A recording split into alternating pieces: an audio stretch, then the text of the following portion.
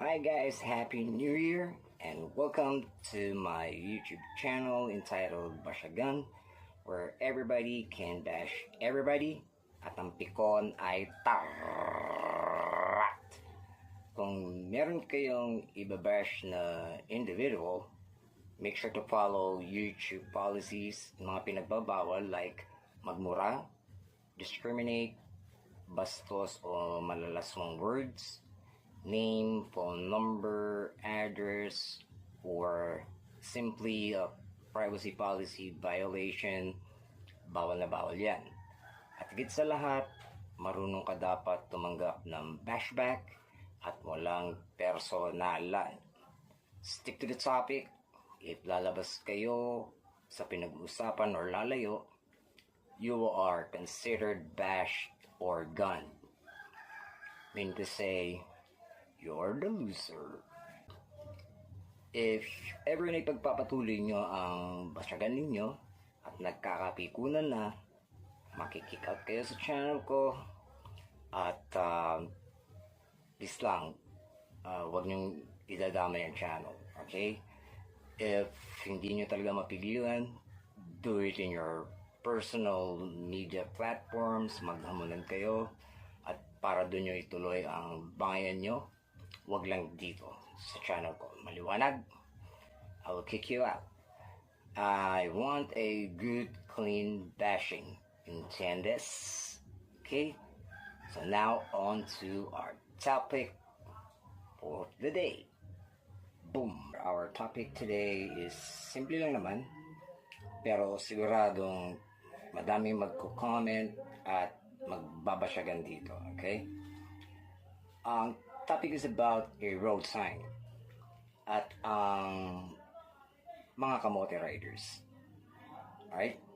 Para sa hindi nakakaalam kung ano ang kamote rider, is sila po ay yung mga taong mga nakamotor na natuto lang pong magmaneho ng motor.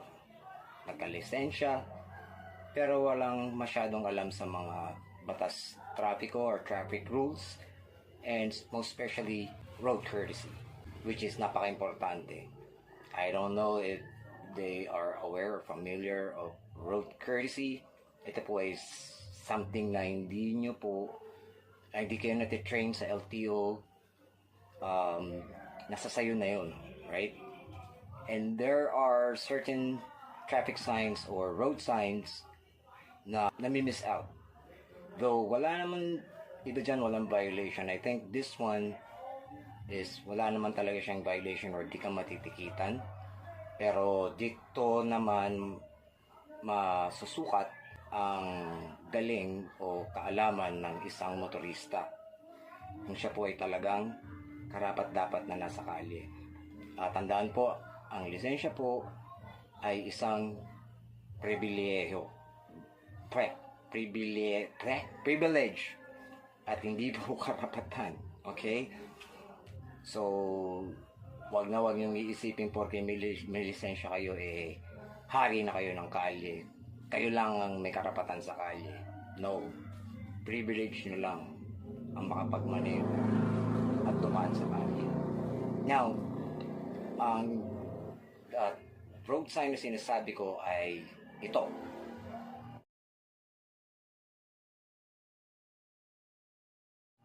Yan, nakita nyo? Anong tawag dyan sa road sign na yan? Okay? And yun nga, siguro nga dahil siguro walang violation dyan, hindi ka titikitan, so I think most probably, di ba? Kaya siguro may mga ganong mga motorista or kamote rider for that matter. Yung nangyari sa akin kasi kaya naging topic to is tumatawid ako using that road sign. Merong dumating na mga riders ibig sabihin marami. So nung aktong papatawid na ako, ginawa ni rider is binusinahan ako to make me aware na paparating siya and then sinundan nung another rider, bumusina din, and so on and so forth. They're like 5 or 6. So, inantay ko sila mag-bypass bago ako tumawid. So, yun. So, I think it's time na mag-start na siguro magkaroon ng violation yan. At simulan na rin matikitan ang mga magba-violate niyan. For sure, ang daming mahuhuli. At for sure din na ang mga MMDA, LTO, or iba't ibang traffic enforcers tsak natatambay dyan sa road sign na yan. Dahil dagsa ang mahuhuli talagang violators, if ever. So, yun. Ano ba talaga ang dapat gawin ng isang motorista if makaka-encounter kayo ng ganyan road sign habang bumabiyahe at merong tatawid, papatawid, or tumatawid na pedestrian using that road sign? Anong dapat nyo gawin? That's the question. So, 1, ano tawag sa road sign na yan? Pangalawa, ano ang dapat gawin ng isang motorista if ever na merong papatawid na pedestrian dyan? Okay? Siguro, businahan nyo rin.